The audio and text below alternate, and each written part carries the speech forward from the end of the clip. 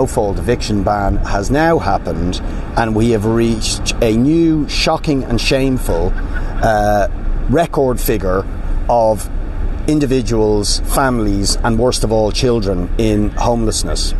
And this is what the figures show, the biggest jump that we have seen in recent times in the number of people homelessness, who are driven into homelessness. And what's worst of all about the new figures is there's been a very, very dramatic spike in the number of families that are homeless and the number of children that are homeless. So we have another 92 families are now homeless, including 122 children who are put through the trauma of being homeless to add to the already more than 3,000 children who are living in homeless accommodation. So these shocking and shameless new record figures on homelessness are as a direct result of the disgraceful decision of the government to lift the no-fault eviction ban, and we will be demanding that the government respond to this shocking situation by reinstating the eviction ban. Now, undoubtedly, the government are going to respond by saying an eviction ban is only temporary. They've got longer-term solutions to solve the crisis, and they have alternatives like the tenant in situ scheme. But the facts, first of all, speak for themselves. We are seeing the number of people going into homelessness taking off in a very serious way. It had stabilised to some degree over Christmas. It's now taking off as a result of the eviction ban being lifted, and it is going to get worse as the implications of lifting the no-fault eviction ban roll on over the next number of months.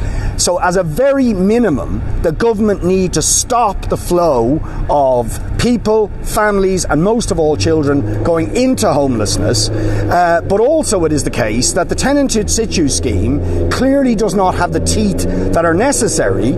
I mean, there's been some progress on it, and it's worth remembering we campaigned for the tenant in situ scheme for several years, and the government were forced into introducing it. But it is now becoming apparent, if you look at Tahani House, if you look at a number of other cases where the local authorities are attempting to buy houses in order to prevent families ending up homeless, landlords, investment funds are just saying, we're not selling to the council because we want a price gouge, we want a profiteer, we want to get extortionate prices, and we're not willing to deal with local authorities. So as a matter of urgency, the government needs to prevent further people being made homeless and to give teeth to the tenant in situ scheme.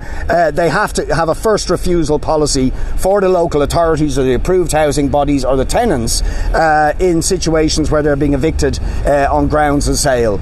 So in summary, we will be saying that as a matter of urgency to stem this disastrous homelessness situation, they need to reinstate the no-fault eviction ban, and they need to have a first refusal policy when it comes to local authorities trying to buy properties where people are threatened with eviction, so that greedy landlords can't simply profiteer from the situation and ignore councils who are trying to buy those properties.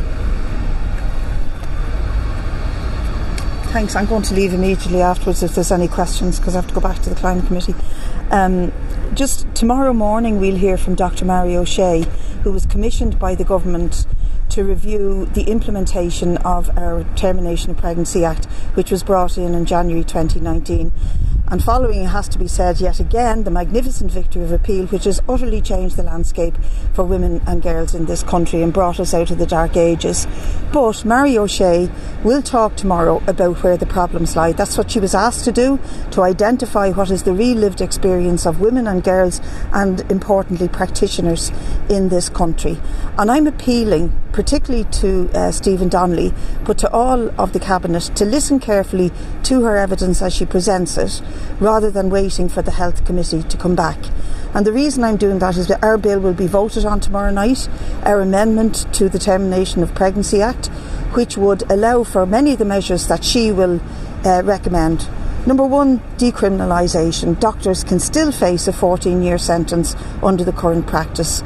The 3-day wait, she will illustrate for us how that is causing a lot of discrimination against the most marginalised in the country and those who can't access service, but also often pushes a pregnancy over the limits that the law will allow.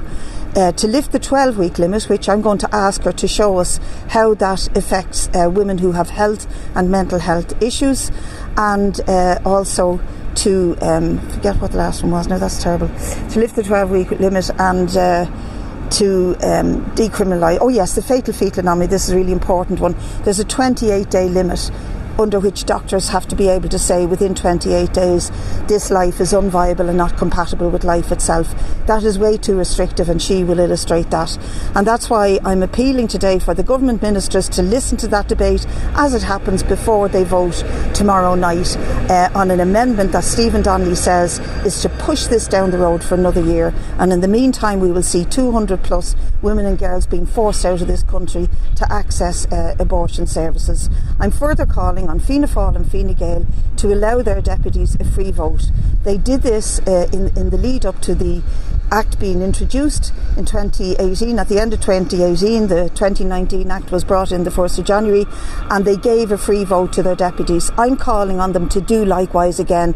Give your deputies a free vote on this issue. Don't use the whip, and allow the sentiment that Mary O'Shea will express tomorrow and the evidence, the very scientific, clear medical evidence that she will present, to be to see fruition, and to stop women having to wait and to exporting the problem yet again. Okay, thanks. Sorry. That they'll give a free vote, or? But I don't know. I mean, I don't know, Paul, to be honest. I don't read their minds too often, but I think we should pressurise them into it. I'm going to call for it today at Promise Legislation. There's an email campaign going into the deputies of Fianna Fáil and Fine Gael calling for a free vote on the issue. But I think whether it's likely or not, it at least would be consistent, and it wouldn't be contradictory to the position they took at the outset of this debate 5 years ago. They should be consistent. If that's what they want to do, to give people their own free moral and political head on this, then they should do likewise again tomorrow night.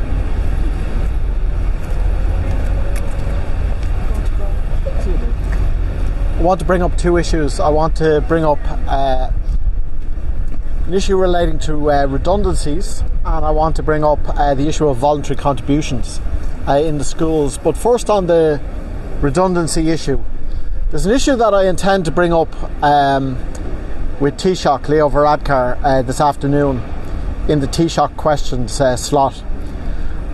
It relates to a situation that is taking place in a Cork company at the moment, but I think it has wider national implications.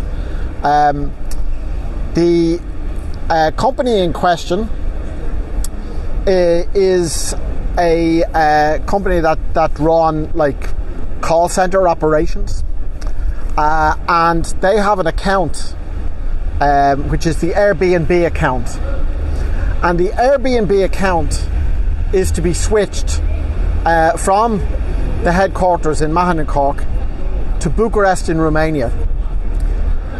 In Bucharest, the wages that are paid to a worker in this company average €8,000 per annum, and 44 workers at the Cork facility are being stood down from this account. The company have now said publicly that there may be redundancies as a result of this, and I think the implications here are huge actually. The idea that a company can switch from a plant in Ireland to a plant in Romania where €8,000 a year is the annual wage, and workers here suffer as a result of it, up to and including losing their jobs in a redundancy situation. It's a very serious situation, so I'm going to raise that issue with the Taoiseach this afternoon.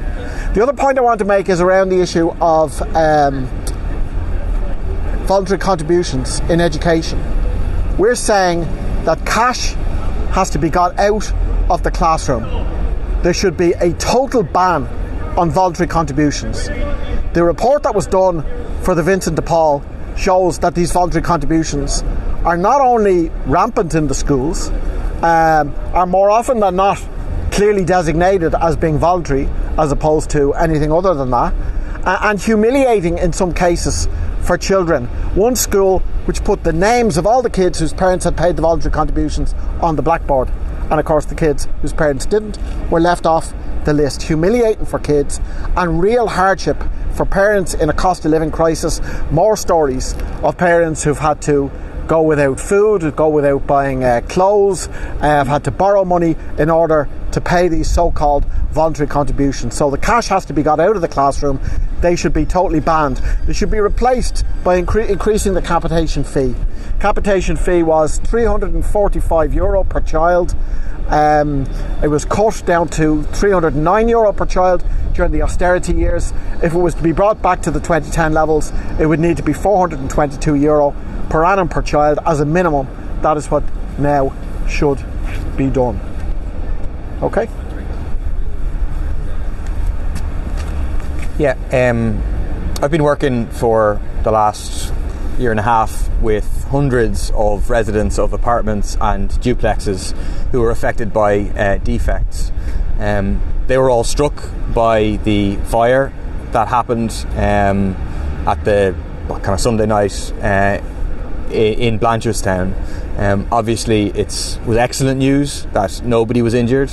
That was thanks to the work of the Dublin Fire Brigade, also probably thanks to the fact that it happened during the day. People were able to get out. I spoke to a resident who says that 2/3 of residents are still unable to access their apartments. About 1/3 are back in. And what was striking for all the residents was the speed at which the fire spread on the external of the apartment, 5 floors in 5 minutes. And I think regardless of the exact cause of the fire, obviously there's an investigation in terms of what happened in terms of that particular building.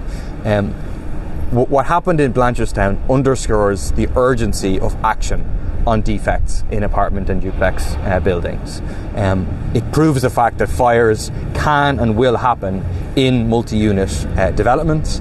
And it may be the case that the next one happens in a building which has significant fire defects. I mean, a majority of buildings built between 1991 and 2013 have defects, mostly fire defects, up to 80% of those buildings. And that would have obviously potentially devastating consequences for families living in these apartments. It's now almost a year. It was July of last year that the government got a report from the working group on defects in housing, which confirmed this, which illustrated the scale of the problem. And unfortunately, the government has been far too slow to respond. The government has given a commitment to the campaign, to the public, to the Dáil, that they're going to introduce a 100% redress scheme, but it is extraordinarily delayed. So the latest we have from the Minister is that a scheme will hopefully be in place by autumn of next year, 2024, whenever it's likely that we'll be on the cusp of a general election and a new government to be elected. The government initially, in response to the working group report, spoke about emergency funding, because clearly a full rollout of addressing the 100,000 apartments affected by defects, that is going to take time. There's no question about that. But the government spoke about emergency funding.